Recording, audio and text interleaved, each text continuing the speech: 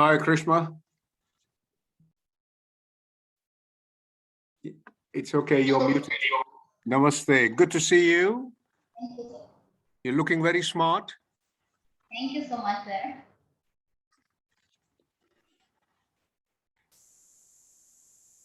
Namaste, Dr. Francis. So we got quite a few people online, so I'll take this opportunity to say thank you for joining in and welcome. Good to see you all. We still have about 15 minutes, I think, to go.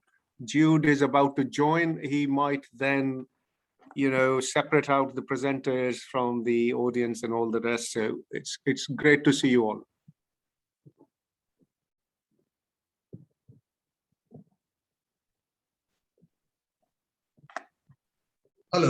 Hello, am I audible? Thanks to Dr. Ravi Mahajan for creating this opportunity. I think it's a good platform to carry on.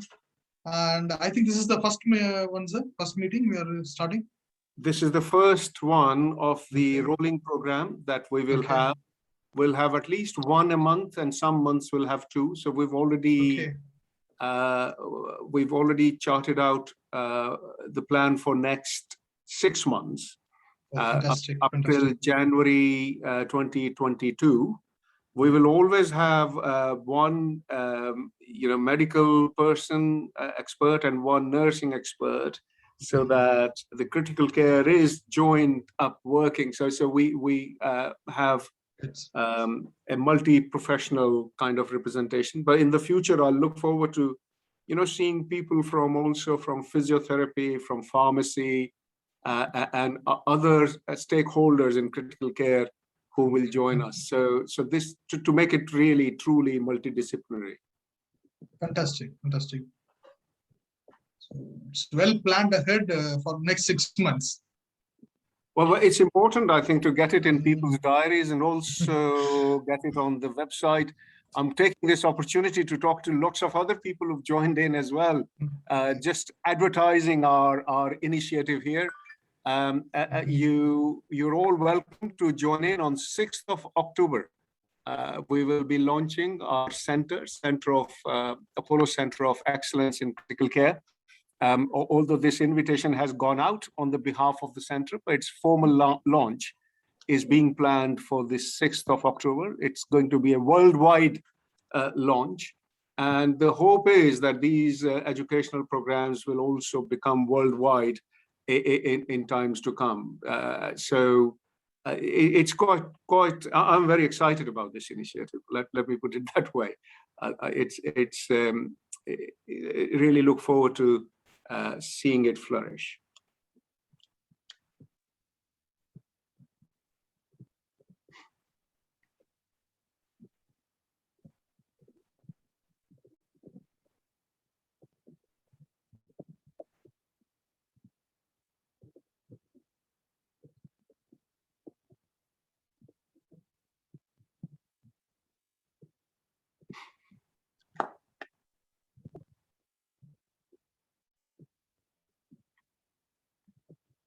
I think Jude has joined in, so because I can see a few changes happening to the screen.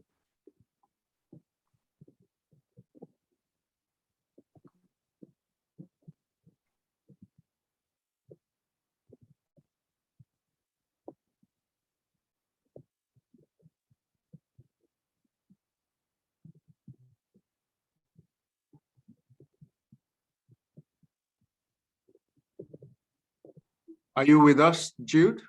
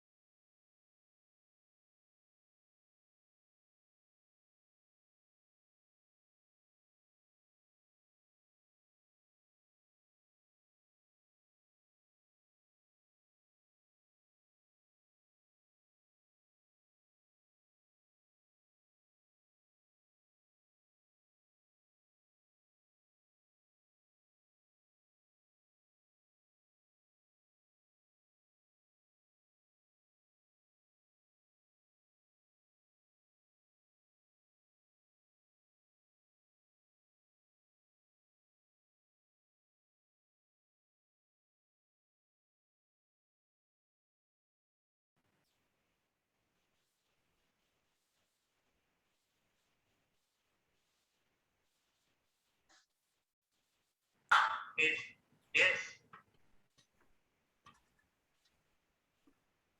Hello. Hello.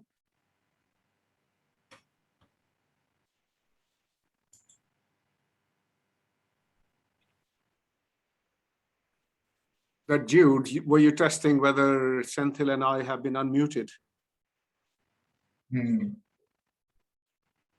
So yes, we can. Hello. Dr. Senthil? Yeah. We can hear you, doctor. Yeah. Thank I was muted for some time. Yeah. Okay. So we still have a few more minutes to go before we open the session formally, but I can see lots of participants joining in. So can I welcome you all and thank you for your patience for staying on till we formally open it in about 7 to 8 minutes. Thank you.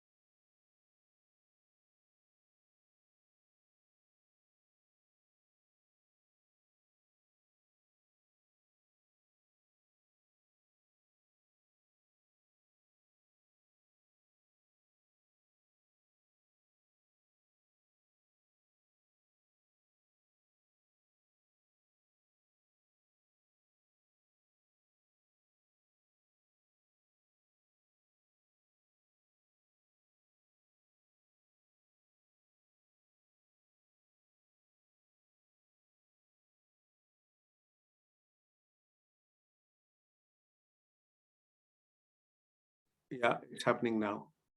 Okay.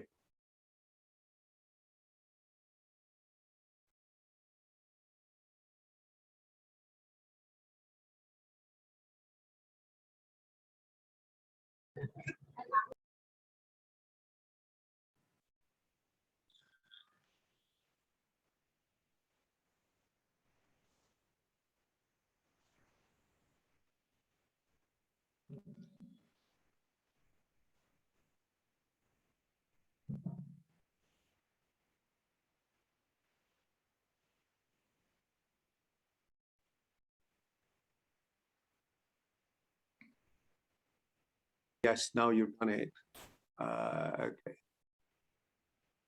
It's fine. Thank you.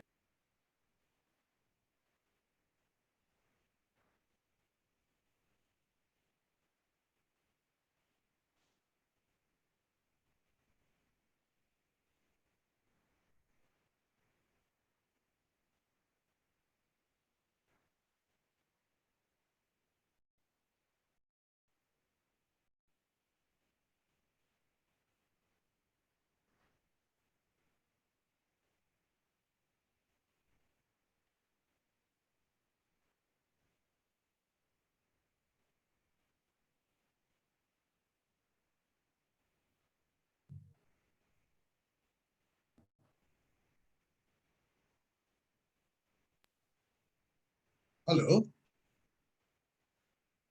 Hi, Dr. Senthil. Hello, I can Hi, hear sir. you. Yeah. Hi. Should we start? We have just 1 minute, so I will Okay. start after 1 minute and then welcome everyone. So just give me a minute. I think we should Sure. allow people to join in. A number of participants already on my screen. We've got about 50, which is great. And Yeah. thank you all for joining in and for your time today. Okay, so according to my clock, it is 3 p.m. Thank you all for joining in. It's my pleasure duty to not only welcome the two excellent speakers that we have today, but all the participants for taking your time out to be here with us. And thank you for that. This is the first of the series of online ongoing programs that we will have, at least one a month. Some months we'll have 2 programs like this, which are multidisciplinary. So you will find that we will have participation from not only just doctors, but also from nurses and the experts from physiotherapy and from pharmacy, all the stakeholders which are required in the clinical discipline of intensive care medicine. The program is meant to be both inward-facing for the Apollo network itself, but also outward-facing for our partners, the nursing homes and other partners who would want to partner with the Apollo or who are already in partnership with the Apollo network with regards to remote critical care provision. So I know many of you today are here who are our partners. Welcome and special welcome for this first ever program. So what we have, as you would have noticed in terms of invitation, the invitation went out in the name of Apollo Center of Excellence in Critical Care. Now, you might wonder what this is all about. This is the first invitation that's gone out, and that will be the strap line that you'll see all the time when you get the invitation in the future. The center will formally be launched on 6th of October, and we're putting the plan together. So please, please, please note this date in your diaries, 6th of October, and please be there with us to launch the center formally. And one of the verticals or one of the programs that this center will run will be the program of online education. So this is the first of that series. And now it is my pleasant duty and pleasant job to introduce to you the 2 excellent speakers that we've got today, Dr. Senthil Kumar from Chennai and Ms. Krishma Kaund from Guwahati. Now, Ms. Krishma is from the nursing background, Dr. Senthil Kumar is from critical care medicine background, and it's truly going to be a multidisciplinary session for all of you. And thank you all for joining in. And I've already see that we've got 67 participants today, which is excellent number. Thank you for joining in. Thank you for staying with us. I would really want this session to be an interactive one. So although you're all muted, please feel free to send your comments or questions in the chat so that I can pick those up. And when we have time for discussion, we can put that to the speakers and try and address those questions. If we run out of the time, the questions will still remain with us and we will try and answer them in some other format. So please, please, please stay engaged and let's have a brilliant session on recognizing the critically ill. Dr. Senthil Kumar, please. Thanks, Professor Ravi Mahajan, for inviting me to this talk. And good afternoon, everyone. And I'm Dr. Senthil here from Chennai Apollo. I'm an intensivist. And I was asked to talk on recognizing critically ill patient. This is basically recognizing critically ill patient in the wards. It's nothing to do with an emergency care or ICU. Okay, it's basically in the ward, how we can recognize a patient who is getting sick. Okay, in the next 30 minutes, I will be talking on how important it is to recognize a critically ill patient in the ward. What is the incidence of an acute illness or a serious adverse event developing in the ward, and what impact it does. Okay, and once we know the impact, then we will think in terms of how we can prevent it, how we can pick up early, how can prevent a serious adverse event happening and improve the outcome. So I am going to take you through the journey, how things evolved. And my next speaker, Ms. Karishma, will take you through specifically on the early warning scoring and how it impacts. Okay, let me start with this small statistics. The emergencies or the serious adverse event that happen in the ward is around 3 to 18%. And of course, it's data from abroad, not from India. We don't have a strong statistics here. And this also is very variable from continent to continent. It's a very, you can see the range, anything from 3 to 18% is the serious adverse event that happen in the ward. Why we are worried about it? Because it leads to prolonged hospital stay, permanent disability, and more than 10% mortality. So that's a huge number which we can prevent. Okay. The most important thing is most of the serious adverse events are frequently preceded by some warning signs. Very rarely serious adverse events happen suddenly without any preceding warning signs like a massive PE or a acute coronary syndrome STEMI happening in the ward. They are not that frequent. Most of the time, these serious adverse events are giving us a warning sign early. Okay, what is the challenge here in picking up the serious adverse event is most serious adverse events are unrelated to the primary problem. That means the patient, for example, may be getting admitted with a fracture in the leg in the ward, or maybe a community-acquired pneumonia, stable community-acquired pneumonia in the ward, develop a serious adverse event completely unrelated to this.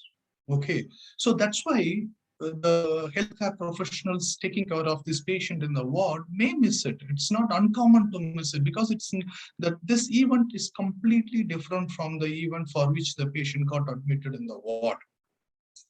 The next challenge is the nurse-patient ratio. We all know in India, the nurse-patient ratio in the ward or the doctor-patient ratio in the ward are not appropriate. So those people are really put into overwork. So it's very difficult to concentrate on one patient alone.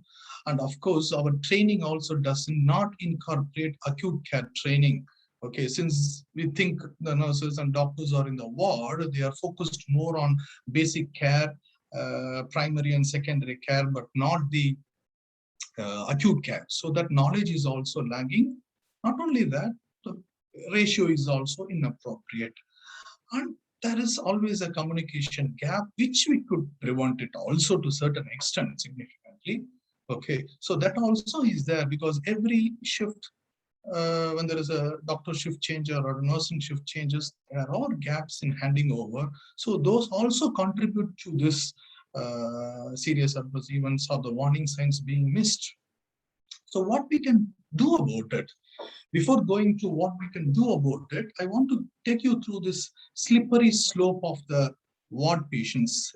Okay, so when the ward patients are admitted, they are, most of the patients or some of the patients are at the risk of going through the slippery slope. Okay, so as a doctor or a healthcare professional, our goal is to prevent them before entering the slippery slope. Okay, once they enter the slippery slope, whatever we do, the outcome will not be very good. So it's our duty to pick up before they enter the slippery slope. If you see the evolution of handling patients in the ward, most of the times we handle the patient when a serious adverse event happens, that is at the end of the slippery slope. So whatever we do, the outcome will be not good. Then we were trying to pick up as they enter the slippery slope by doing a rapid response team. That helped us to some extent, but still a long way to go. So now we are thinking about picking up patients before even they enter the slippery slope. Okay, so that may help us to prevent the patient getting a serious adverse event. So where we pick up, how we pick up the patient before entering the slippery slope is what I'm going to discuss in the next few slides. Handling ward emergencies. There is various ways of handling ward emergencies with a better qualified manpower, training ward doctors and nurses in acute care, and creating pathways and protocols. Code Blue or a rapid response team or a medical emergency team. Ward monitoring solutions with monitors, wearables, and latest softwares which can calculate the early warning scorings can be implemented. And of course, keep availability of drugs and equipments which are necessary for acute care. And of course, auditing and correcting it, that only will complete the loop. Okay, so one, having adequate manpower, then training them in acute care, and having protocols in place, then having specialized team like a Code Blue team or a medical emergency team, and then having automatic picking up by monitoring solutions with adequate softwares which can calculate the scorings, okay, automatically. They are available very much. Then, of course, equipped with appropriate drugs and equipments, and auditing the event and appropriate correcting training should be done. So all these things are essential to prevent a ward emergency and prevent a serious adverse event. Let us go back to the evolution, how these things were handled in the past. We used to call the Code Blue era, which is around 2 to 3 decades back. What is Code Blue? It's an emergency situation announced in a hospital in which a patient is in either a cardiopulmonary arrest or unconscious patient. We call it a serious adverse event, requiring a team of providers. We call them as a code team to rush to the specific location and begin immediate resuscitative measures. Okay, so how it goes is when I first joined Apollo Hospital in 2003, when Code Blue goes, whoever doctor or whoever nurse or a healthcare professional nearby that area, they rush to that area and they do, with a good intention, whatever they could do to save the patient, whatever they know to do to save the patient, they will try to do. Okay, so that's what is happening with the was happening in the Code Blue time. But if you see the slippery slope, Code Blue means, as I told you, already the serious adverse event has happened. You are starting the ALS, advanced life support. So here the outcome is not very good. Okay, the limitations are, it's a reactive model. It is not a proactive model. Once a serious adverse event happens, and then you go and do something. Okay, so we all know as a medical fraternity, once something bad happens and then going and correcting doesn't give you good outcome. We are supposed to prevent it. Okay, So we are missing the warning signs here. As I told you, most serious adverse events are preceded by a warning signs. Very rarely serious adverse event happens suddenly. Okay, once the event happens, the outcome is poor with significant mortality and morbidity. And the biggest other question mark is, as I told you, in a code blue team, whoever is nearby, they rush and try to help with the good intention. But unfortunately, they are not trained in acute care. It needs appropriate training for that. So this team is composed of, it's variably composed. So the outcome, even though the intention may be good, but they cannot do much there, and it may harm the patient, and the outcome may be bad. That's what has happened in the code blue time. Okay, so people realized that. Then came the medical emergency team or the rapid response team, also known as the high acuity response team, HEART. Okay, either RRT or medical emergency team or a HEART. It's a team of healthcare providers that responds to the hospitalized patient with early signs of deterioration. Okay, there are two things happening here. One, they don't wait for a serious adverse event to happen. They pick up the early signs of deterioration, and this team has been called. And two, this team is comprised of people who are already trained in acute care. Okay, so the difference between code blue and medical emergency team is, in medical emergency team, we react before the serious adverse event happen, and it is attended by people who are capable of handling an acute care, acute illness in the patient. Okay, before a serious adverse event happens, in the early deterioration time itself, they pick up and do it. Okay, so this team comprises of a physician trained in acute care, a critical care nurse, or a RT, or a technician is involved. They brings critical care knowledge to the bedside in the ward. Okay, so it's a four-limb. There is an afferent and an efferent limb. There is an audit team. There is a quality office involved. Of course, when a patient is acutely ill, the afferent team calls it, recognizes it, and calls, and then the efferent limb, the team goes there and take care of that whatever problem the patient has. And ultimately, there is an audit team which audits what happened, whether it was appropriately initiated call, whether the treatment given was adequate, whether the patient could have been admitted in the ICU directly, or what the warning signs have been missed. All those things the audit team does, and it informs the quality office if there is a deficiency. To improve those deficiency, the quality office is involved in that. So usually in RRT, there's a four-limb. Okay. The ward team is also trained in the med calling criteria. Okay, so let us see what is the med calling criteria. The med calling criteria, as we always know, the ABCD criteria, they look at the airway. Is there a respiratory distress or a threatened airway there? Look at the breathing. Is the respiratory rate too high, more than 30, or too low, less than 6?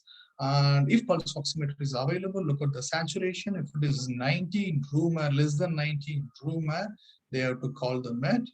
And coming to C, circulation, either the blood pressure is too high or too low, they will call, or the pulse rate also too high or too low, they will call.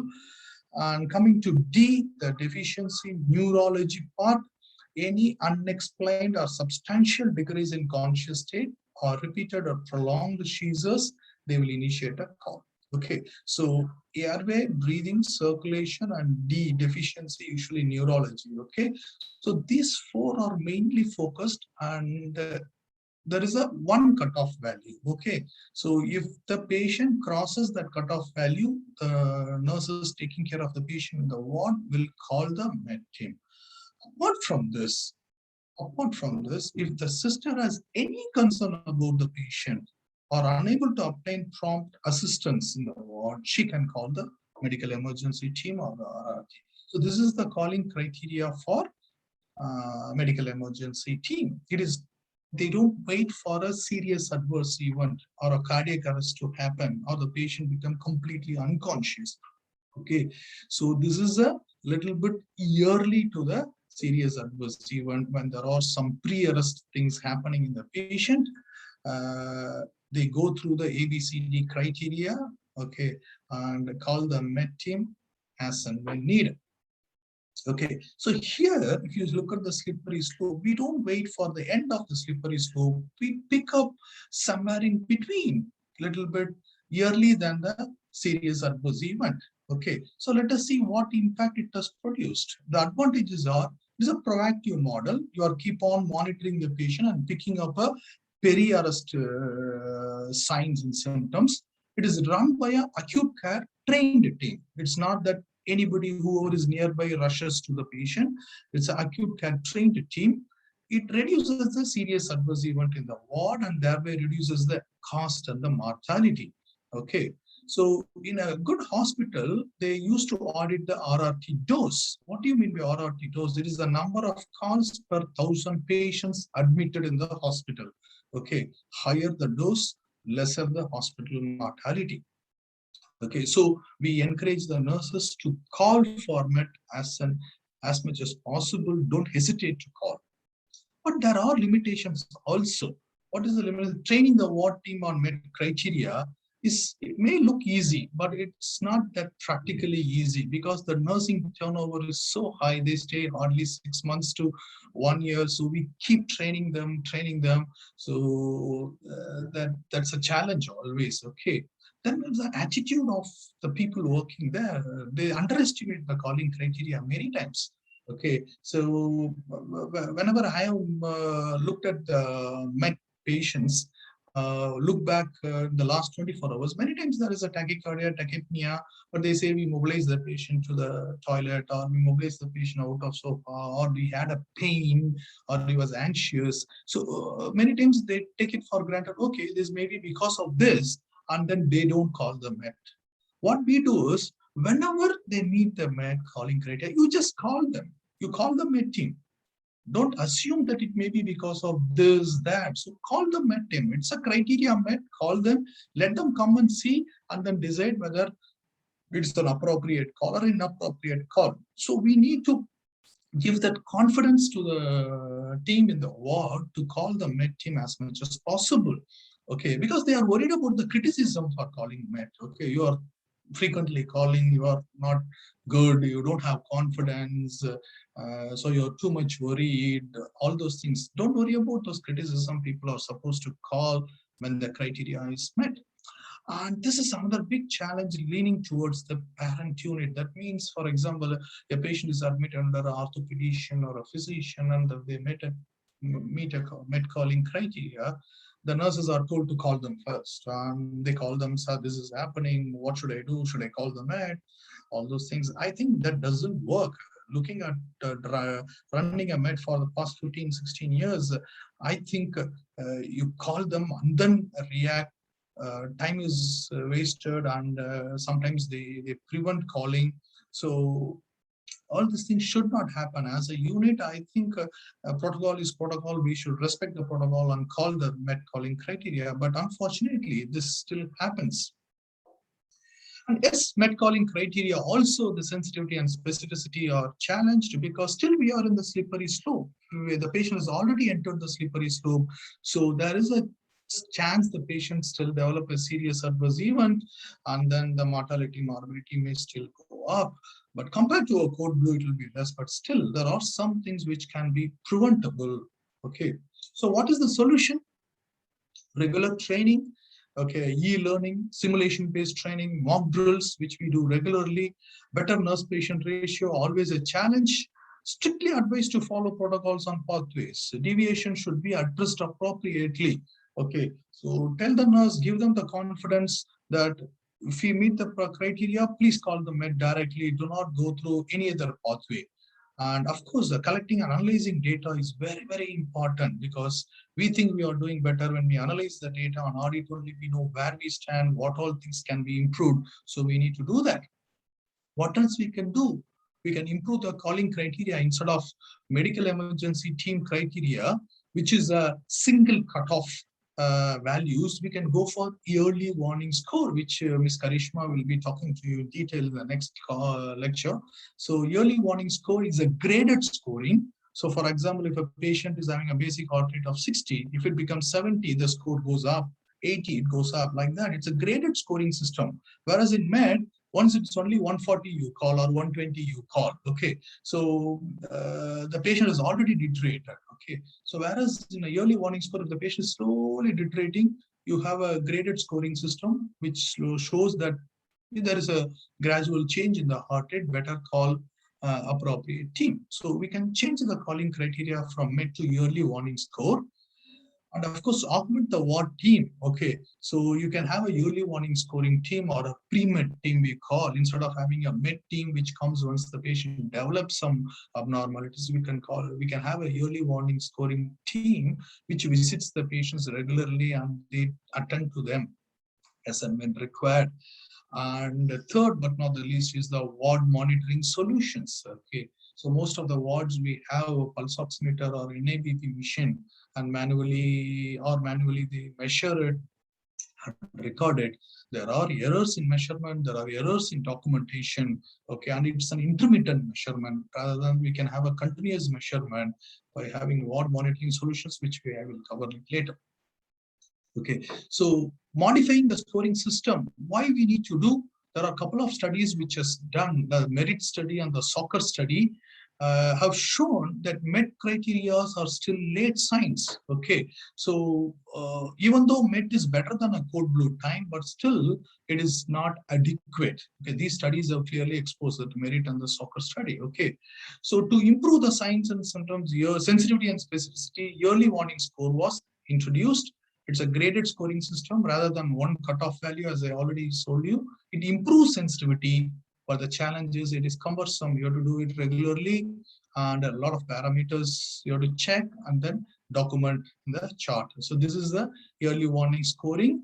There are various early warning scores are there. News and Muse are there. There are pediatric early warning score. There's obstetric early warning score. You can choose whatever parameters you want to monitor. There is no one strict criteria that you have to choose only these parameters to be monitored. Okay, so depending upon the type of patient, you can have what criteria, what parameters to be monitored. For example, commonly we measure the respiratory rate, saturation, pulse rate, BP, temperature, all those things. These are routinely monitored. Okay, so you have a scoring system for that, and you can chart it in the main nursing chart itself. You can chart it like that, and it itself, it is not only you can document the numbers, it is color coded as well. Okay, so when the heart rate goes up, automatically it shows it is in red color or yellow color or white color like that. So the nurse will be given a visual impression. Hey, the heart rate is going up, it is coming to red, so I need to call the medical emergency team or early warning scoring team, like that. Okay, so it's a nice chart. It's available in Apollo as well, so we can make use of that. And what we are supposed to do, once again, it depends upon unit to unit. Some of the units, if the med score is early warning score is 0 to 4, they just continue to monitor, and every 12 hours they keep monitoring. If it is between 5 to 6, you frequently monitor them and involve your shift in charge, talk to the physician, primary physician.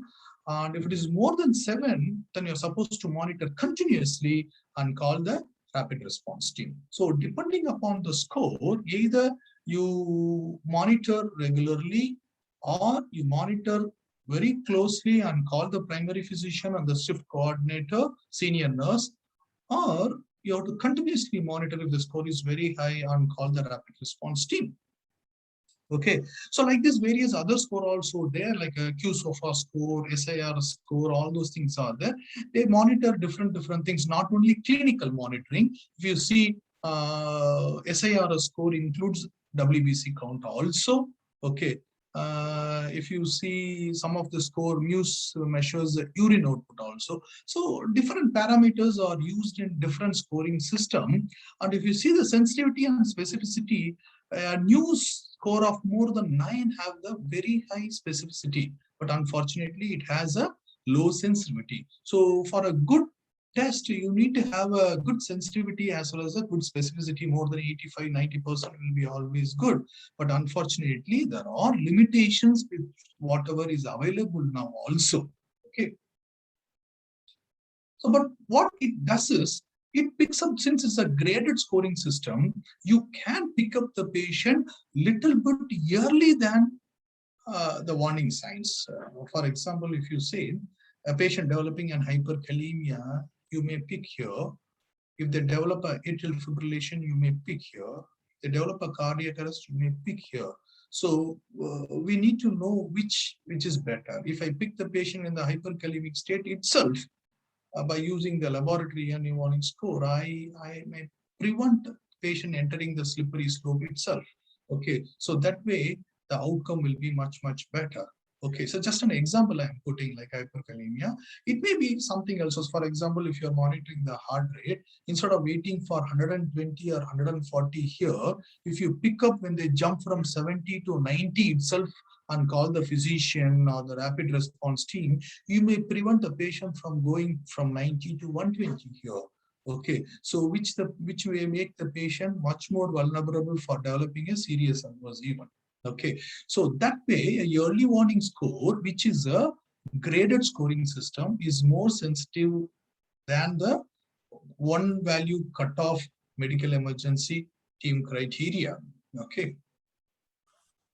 So is there any evidence to that? There are few studies which has looked into the effectiveness of early warning score. This is a study done in New Zealand. They found out by using early warning scoring, if you see, their cardiac arrest incidence was 4.67 for every 1,000 admissions. After using the early warning scoring system, it has reduced to 2.9. That is okay. So there is almost 40% reduction in cardiac arrest by using the early warning scoring system. Okay. So there's another study which has looked into the effectiveness of MUSE. They have two different things to say. One, they found out, unfortunately, there are almost 30% of wrong scoring. Manual scoring can be wrongly entered or wrongly measured in almost 30% of the patients, which we will see how to correct it.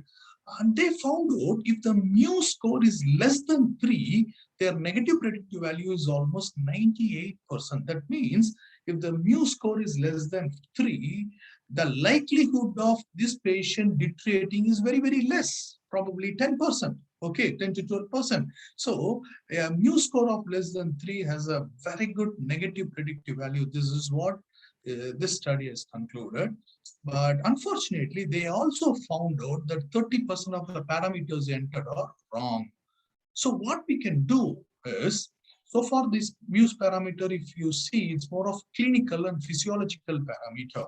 Okay, the problem with the clinical and physiological parameter is somebody has to go and see, measure it, document it. So there can be a manual error in that, okay, which is not uncommon. So instead of that, what they found out is, can we use laboratory-based early warning scoring system?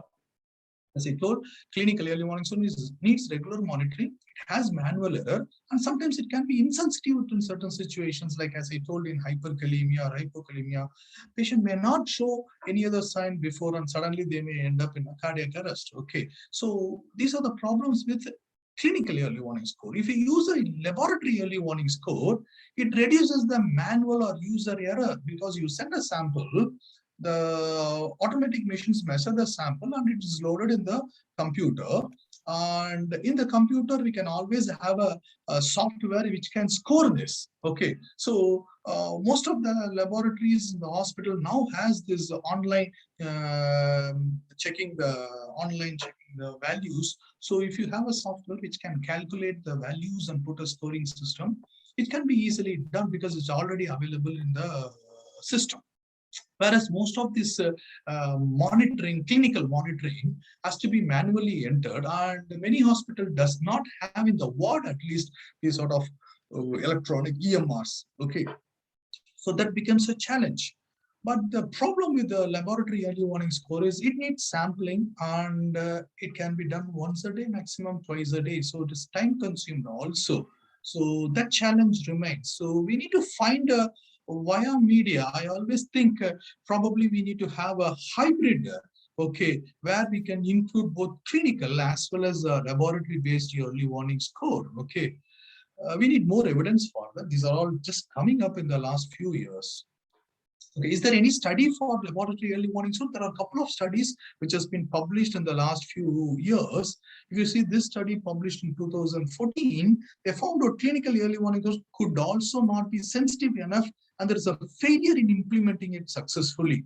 Okay, so this challenge always remains. The manual error and implementing it is becoming a problem. Okay, whereas the news can be generated automatically when blood are taken. Okay, so this study shows that the other study, which has been published in 2019, shows that laboratory-based scoring system is a fair to good predictor of subsequent inpatient death or cardiac arrest. Here, they did a retrospective analysis, all cardiac deaths happening in the ward, and they found out that there was some clinical laboratory abnormalities which has been overlooked. Okay, so there is our role for laboratory early warning score also, which we need to look into the future. Okay, so then coming to this monitoring solutions, how to overcome this manual errors. Okay, so there are companies which has come with special monitoring solutions for the ward. One is the spot monitor and one is the patch monitoring. What is a spot monitoring? Is a monitor with a software which can calculate the early warning scoring. Okay, for example, Philip says that this early view, they say one monitor can measure up to 10 patients or 14 patients, something like that. So you keep one in the ward, you take it when you go for the nurse, take it and they go for rounds and measure the vitals of the patient. Automatically, the numbers are captured and calculated, and it tells you the early warning scoring score, and it also tells you the delta. Okay, here is the early warning score is going up or settling down or going down, all those things it will tell. And it has a software called Galileo, which can communicate this to the physician involved also, or the rapid response team or early warning scoring team. Okay, so this is a nice ward solution. But the only challenge is it is not continuous, it is intermittent. The nurse has to take this and go and attach to the patient. Okay, and for continuous solution, what they have is something called the patch monitor, which like our ECG lead, you attach on the patient's chest, and with a Wi-Fi system, it will send the parameters like respiratory rate, pulse rate, saturation, temperature, everything to the central monitor, and it will score automatically regarding the patient's vitals. Okay, so this is also available very much. Okay, it needs a wearable and it's wireless, Wi-Fi based. It also calculates the EWS and communicates to the concern. Okay, so the ward solution is of two types. One is a spot monitor and it's a patch monitor. The spot monitor requires an equipment to be taken by the nurse, and it is intermittent monitoring, and it has a software to calculate the score and the delta score also. Patch monitoring is like a ECG lead, which is wireless and Wi-Fi based, continuously sends the parameters. Okay, so these are all available. So if you come to AWS, it can be manual or machine based, it can be intermittent or continuous, it can be clinical or laboratory, and I ultimately believe hybrid models will be the future. Hybrid in the sense, it can be clinical and laboratory, it can be intermittent and continuous, it can be manual and machine. We need to find out a hybrid model. And when I was talking to the Philip guys, they are telling mostly in abroad, they're using this hybrid model of patch and spot monitor. 95% is spot monitor and 5% of the patients require this patch monitoring. And I feel that a hybrid model will be the future, but we need more evidences for that.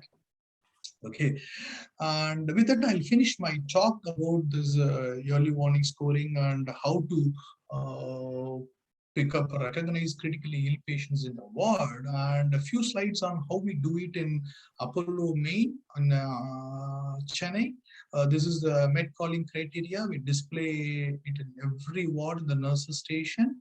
When the patient meets any one of these criteria, and if the nurses are concerned, they can call the med team. This is our nursing chart in the ward. Like the charting is based on early warning score, and whatever the score comes, they react based on the score. If it is 1 to 2, They are supposed to just observe frequently and inform the nurse in charge. If it is more than 3, they are supposed to call the med team. Okay, so this is the chart which we are using in Apollo Main Hospitals, Chennai. So the nursing chart itself incorporated with early warning score, and it also says what they are supposed to do with the score. And this is our med paper. Okay, the med team supposed to go there, assess the patient and document in this, and they call the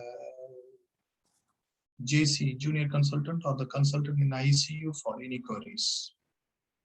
In conclusion, as I told you, serious adverse events do happen in the ward. The incidence is variable between 3 to 18%. Training ward nurses and code blue alone have minimal impact. Medical emergency team or RRT have moderate impact, but still less sensitive. Early warning score is more sensitive, but cumbersome. It can be clinical or laboratory or a hybrid model. We need more evidence for that. Having a dedicated EWS team helps to bridge the gap, significantly reduces cardiac arrest in ward and improves ward nurses' confidence. That's what we have seen in Apollo. We need to improve the training, the documentation. We need to bring EMR. The data collection and analysis should happen on a regular basis. Continuous automatic monitoring and scoring system may be helpful, which is already available. I think hospital chain like Apollo can definitely invest in that to reduce the serious adverse event in the wards. Thank you for patiently hearing. Sorry for overshooting my time. Over to Professor Maharaj. You haven't overshot your time at all, Dr. Senthil. Very interesting, very engaging, and really informative talk. Thank you very much. We heard about the slippery slope that many patients face in the wards and also in the nursing homes outside the critical care environment, and how different scoring systems and different methods of acknowledging or recognizing the critical illness can pick them up at different stages of slippery slope. The ideal would be that you pick them up before they enter the slippery slope. And Dr. Senthil Kumar did mention some of the scoring systems with their limitations, of course, which can help us in picking up patients quite early on. And I think that's good for the patients, that's good for healthcare delivery, and that's good for the morale of the doctors, because you want to pick patients early before they deteriorate and get them treated and involve people early. I think the key message from your talk, Dr. Senthil Kumar, is that, of course, people may feel that they can't ring and ask for help. They may be considered, by the team as not performing up to the standard, but that is not really the case. If you think patient needs help and patient might be deteriorating, just pick the phone up and talk to your critical care team. I think that's the key message. But also, I think do anything that you can to monitor whatever the scoring system you can start with. You can always improve. I think we learned that as well from Dr. Senthil Kumar. The question I have for you, Dr. Senthil, is that you showed some of the examples as to how you do it in Apollo Main Hospital in Chennai. If any of the participants here want to get hold of, the early warning score system that you use or the nursing charts that you use, would you be happy to share?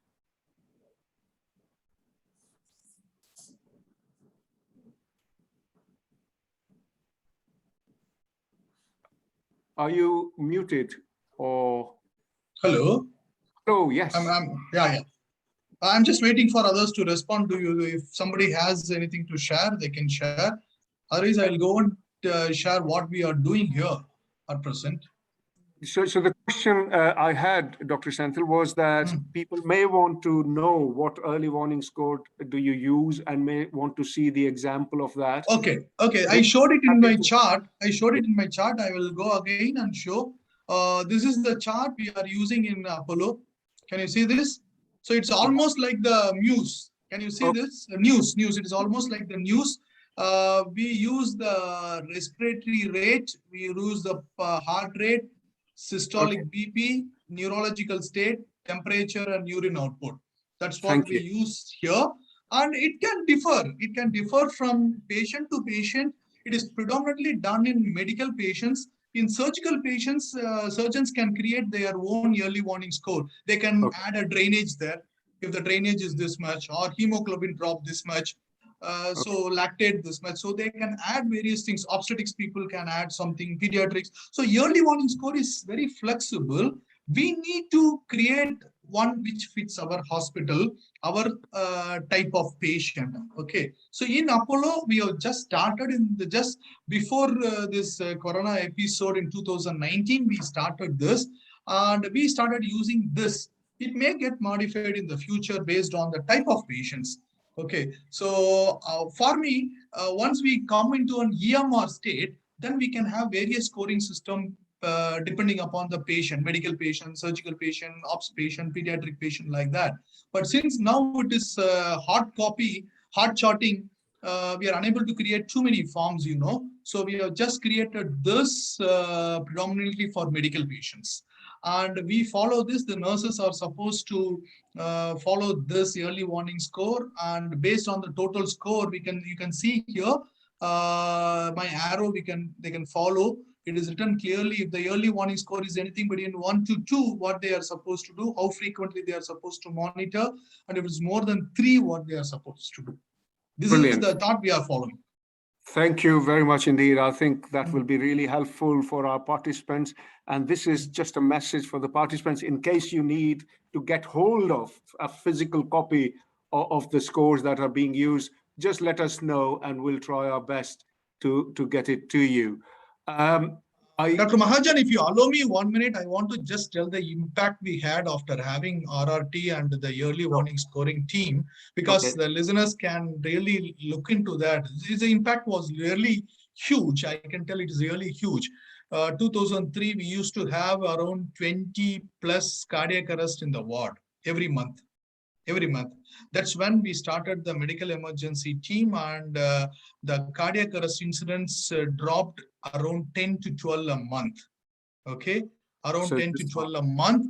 Then still we feel we had a mission in 2016 that we should have 0 unexpected cardiac arrest in the ward. 0 unexpected cardiac arrest. So people can suddenly have a cardiac arrest. So unexpected cardiac arrest, we thought we will keep it at 0 and started this early warning pre-med team. Our cardiac arrest have now reduced to 4 or 5 a month. So from 2003, when we had 20 plus cardiac arrest in the ward, now we are roughly having around 5 cardiac arrest happening in the ward. So significant decrease. It is significant decrease. I just want to say this impact to all the people here. Definitely it works, even though there is a way to improve further. At least these things have helped us to reduce the number of cardiac arrests in the ward. And honestly, in 2016, 3 or 4 months, we had 0 cardiac arrest also during that time. Which was really surprising to us. So the med calls may go up, but the number of cardiac arrest happening was significantly low. I think this gives a huge impact. We need to follow it. Thank you very much. I can see quite a few hands, raised for questions. May I suggest that in interest of time and managing this session, could you put your questions in the chat box here so that we can, if they are not addressed by Ms. Krishma's talk, which will start soon, then we will have time at the end to address those questions. So please put those questions in the chat box and we can take it from there. But it's good to see so much interest. We've already got more than 150 participants for this session, which is really heartening. Dr. Senthil Kumar, thank you for your excellent talk. And now, may I invite Ms. Krishma, please, to take us through to her experience or the experience that they have had with the early warning scores and also with recognizing patients early. Ms. Krishma, all yours. Thank you.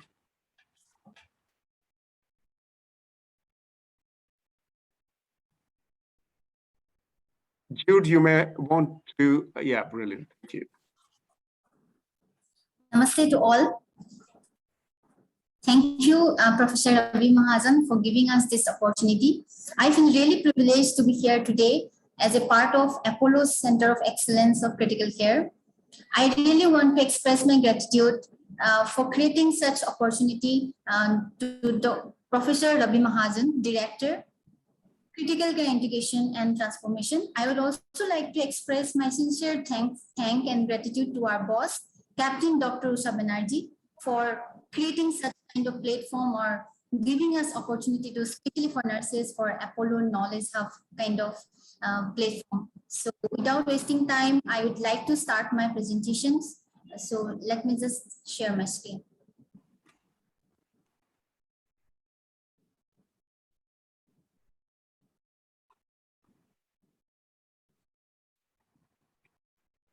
I believe my presentation can be visible. Yes. Yeah, thank you, Dr. Sentinel, for giving us overview of this topic. So I would also try to do justice to this topic, talking about early warning signs and few facts and figures from different kind of studies.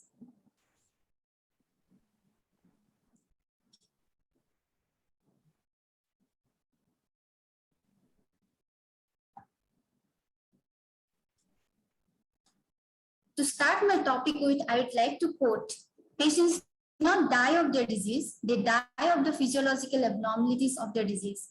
As we have already learned from Dr. Sentinel, the recognition of critically ill patient is of paramount importance and is often suboptimal.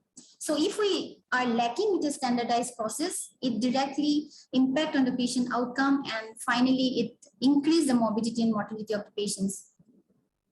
Talking about recognition of critically ill patients, we already understood that most arrests are predictable. 50 to 80% of cardiac arrest cases gives us actually few early signs. We need to just recognize those signs.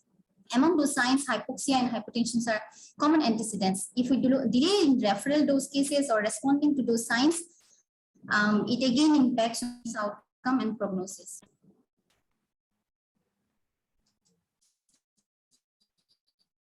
Let's understand everything with a case scenario. If 58 years old female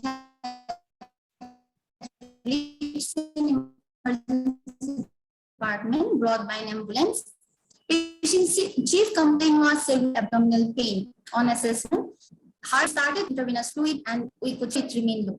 Now we need to understand what doctor must have decided for this patient. Is the patient need critical care services, or patient would have kept in the observation for a few hours and then sent home, or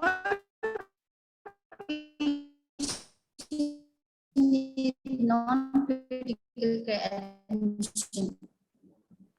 So while taking the decisions, he was finally almost after hours. They have done their necessary assessment and it was decided to shift the patient to ICU. Despite their effort, despite the treatment, patient continued to deteriorate after a few hours and finally patient died after a few hours. By knowing this, our main point to know is who is the critically ill patient? What is the importance of early recognition of these critically ill patients? What are the different causes maybe for cardiac arrest and how ABCDE approach can help us? So today's presentation in these topics, in these objectives will be mainly based on, we'll talk more about those things. When you know critical illness, it is nothing but life-threatening multi-system process that can result in significant morbidity and mortality. We already learned critical illness is preceded by different kind of physiological deterioration, which we already can identify. But very sad to say that early signs of these are frequently missed, which is already evident in studies. We have already seen few studies from Dr. Sentinel slides as well. Now, as we are going to talk about early warning systems, it is also called EWS, important part of patient assessment, and it can help us to have patients who are at risk and we can prevent the serious adverse events. If these EWS systems are in proper place, then it significantly and consistently improve the patient outcomes. As we just learned from Dr. Sentinels that there was how many numbers of cardiac arrest in the ward, that is non-critical care area. But after establishing this EWS system, it significantly came down to the numbers. So this is a big successful for early warning systems standardization. When we talk about there are different early signs or late signs also, but to identify, this is just for an example, there might be partial airway obstruction, there might be poor peripheral circulations, problem in the fluid loss like from drain or can be blood loss, or as a medical personnel, we already know there are so many common diseases like stroke or heart attack. We already learned as early signs. It is important to know these early signs like BFAST or chest pain for the cardiac arrest kind of. So we need to recognize or we need to be knowledgeable in identifying or knowing these early signs or signs for different systems. We need to also remember small changes in any physiological parameters, either it may be temperature, pulse, or respiration, might occur before marked clinical deterioration. And if we do not respond to those, it can lead to increased morbidity and mortality. This is the key of this presentation. That is, we are talking more about recognizing. There are different studies which is mainly done for recognizing the critically ill patients. One study which is published in Anesthesia Journal of Medicine, which was published in 2013. So this study mainly talked about ABCD approach, that is airway, breathing, circulation, disability, and expose. So it is the standardized approach to rapidly identify any kind of patients who are at risk. We can rapidly diagnose what is the problem with the patients, and we can start away definitive treatment at the early stage of time. So good outcome relies on rapid identification, diagnosis, and definitive treatment. So here, every clinical practitioner have an important role to play in implementing an effective chain of response. Chain of response is nothing but it is correct patient assessment. We need to document the vital signs properly, recognition and interpretation of abnormal values. As we have learned already, we can have from laboratory abnormal values. We need to recognize and interpret it. We need to start appropriate intervention on time. Chain of survival, nothing new to us. We already learned in ACLS, BLS. Only thing is we should clearly understand early recognition prevents cardiac arrest and death, admission in ICU, inappropriate resuscitation attempts. We will take a pause here. We already finished one presentation. We already learned so many facts and figures. We learned so many concepts, but why we need to have this kind of standardized approach? Let's see a few background from different studies. Study which is published in BMJ regarding preventable deaths due to problems in care in English acute hospital, which was done retrospectively. It found that 26% of preventable deaths were mainly for failures in clinical monitoring. So those failures are act upon abnormal test results. We failed to establish monitoring systems, and we failed to respond to those systems. We might fail to undertake observations, starting appropriate treatment, inadequate communication, accurately record observations, accurately calculate early warning scores. Before having any unexpected cardiac arrest, the reality is all cases give us few early warning signs, which are often noted, but often untreated, goes untreated. So to have everything in system or proper place, we need a coordinated team approach, mainly targeted to patient needs, which prevent any catastrophic deteriorations. Moving ahead, let's see another facts and figures from critical deterioration leading from critical care medicine 2020. So it says that 3 to 5% of patients who are hospitalized outside the ICUs are affected, or because they deteriorate clinically, which leads to death or ICU transfer. So we learned so many things till now, how to recognize what all are the early signs may be for specific field disease. Now, can I detect and intervene to change in patient conditions before they reach a deteriorated state? The case which require intervention from either from RRT team or either from MED team or code blue team? Yes, of course. When we recognize early, we need to understand understand this equation very seriously. Early recognition and intervention is equal to decreased morbidity and mortality. But again, to remember, no scoring system is ideal for every clinical scenario. As Dr. Sentinel has already spoke about, we might put many parameters in one early warning systems, but we need to have clinical judgment when we have those scores in our hand. As example, for the patients with CKD, if we have a parameter of urine or early output in the parameters of early warning systems, it will not suffice the score. So we need to have a critical thinking to clinically judge the situation along with the score. Now, what to do, we already came to know.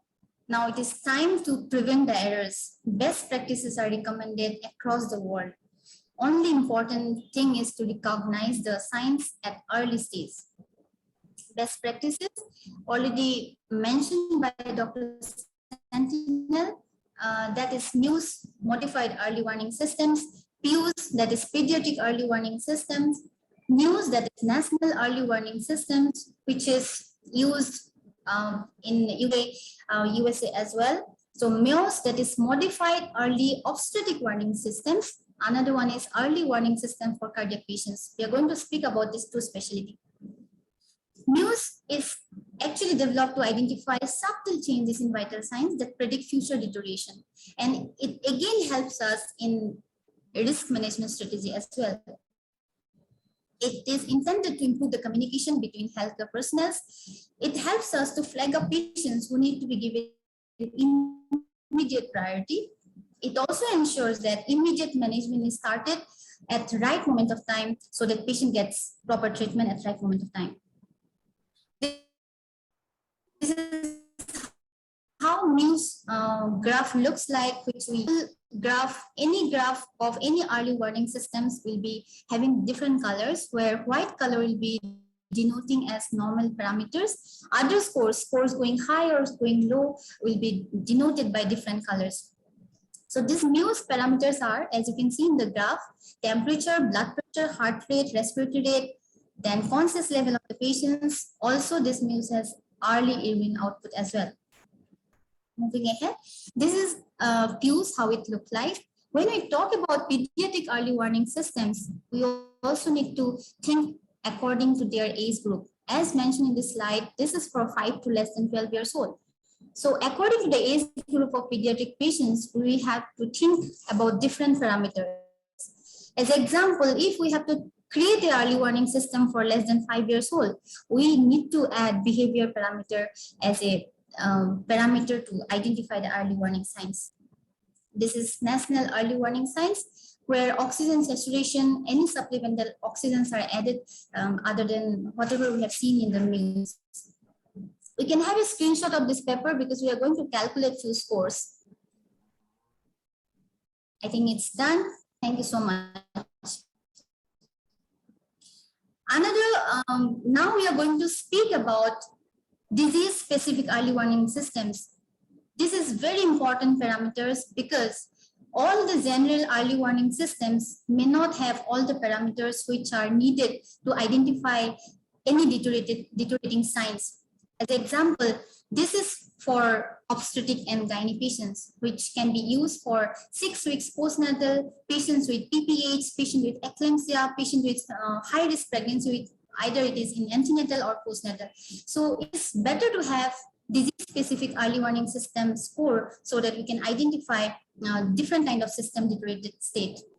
Same way, we have early warning signs for cardiac specialization. We are really fortunate enough to have this with us as it was rolled as a corporate activity in our Center of Excellence in last financial year, Center of Excellence for Cardiology Nursing.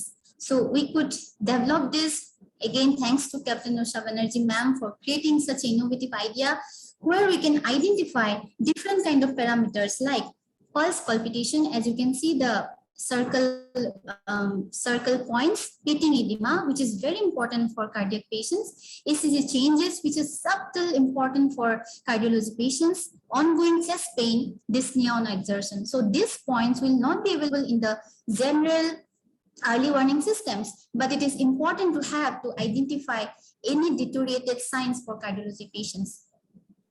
So this is the reference chart for EWS for cardiology patients. We can refer and we can have.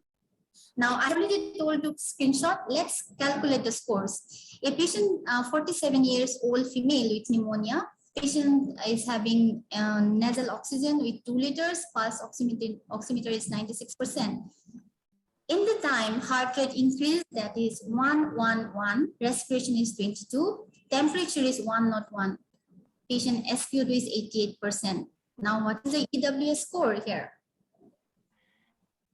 I know you cannot be unmuted and tell me the answers, but it will be, of course, more than 3. As patient signs, you can see it is deteriorating. So would you call the RRT or for help? Of course, yes.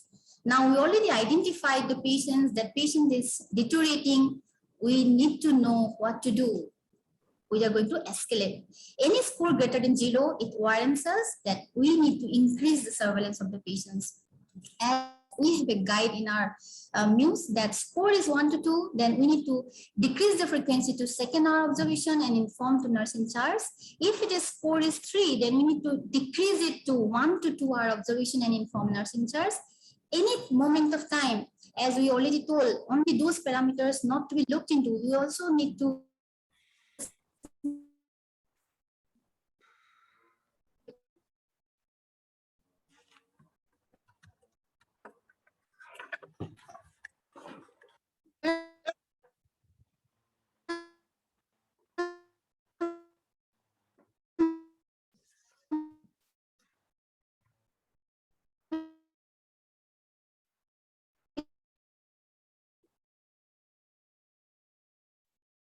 observation every 30 minutes, and I need to again, here is the time to announce code or to contact rapid response team, or we can, as Dr. Sentinel said, we can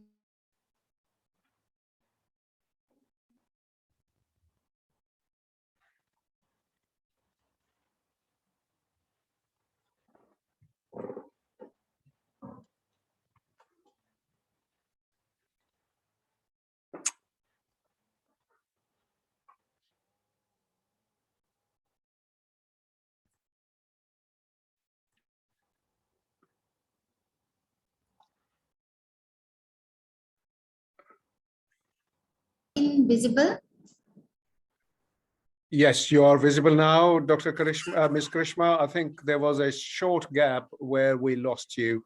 So thank you for coming back again. Okay. Yeah, you had covered this one. Yeah, thank you. Okay, thank you so much.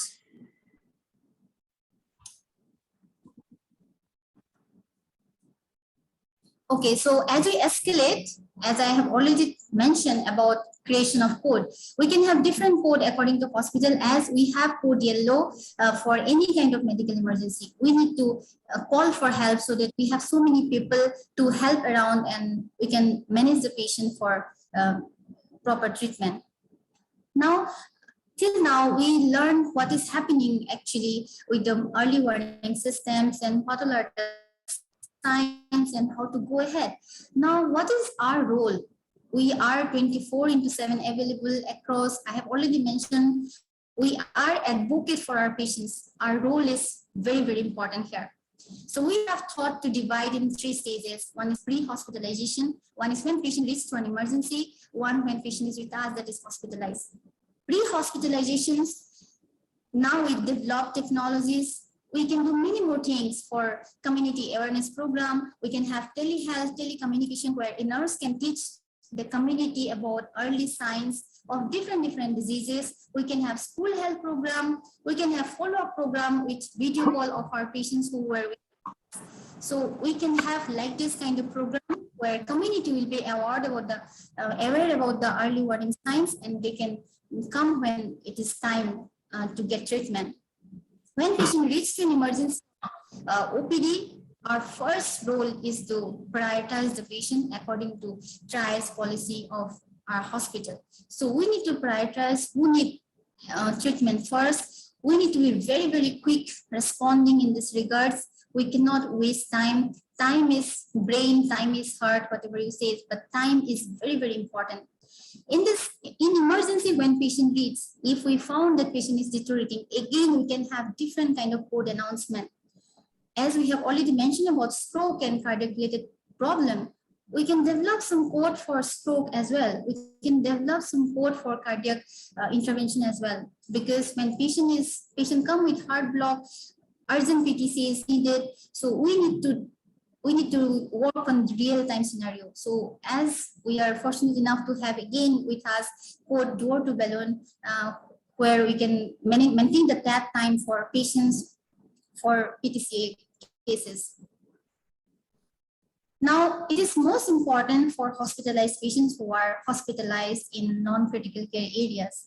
As we have already spoke about limitations about nurse-patient ratios and all those things. So we need to keep our eyes open. We need to keep our ears open. We need to be vigilant, observant every time when we are around. So we need to flag up the patients by doing correct assessment. Assessment is the vital part so that we come to know who is deteriorating, what is the problem. We need to have proper documentation. When we talk about Muse proper documentation, it should be in a graphical pattern so that we can see the trend across the time, like 24 hours scan if you want to see. It should be in a graphical pattern. There should be correct score calculation. How much for BP, how much for respiration, as a total calculation should be correct so that we can intimate to the person, either it is RR. Then we have to cross verify as well. So here the role of charge nurse or the senior nursing personnel comes. Staff nurse might do the calculations, but as a senior nurse or as a team leader, it is our responsibility to verify the scores, or is it correct, or is there any need for escalating the matter? We need to understand this very, very clearly. Among everything, escalation is a vital part again, because we already learned. People don't say out of fear, out of lack of confidence. If I find a problem, I'm fearful to tell others, but we cannot have this in a real scenario. We need to escalate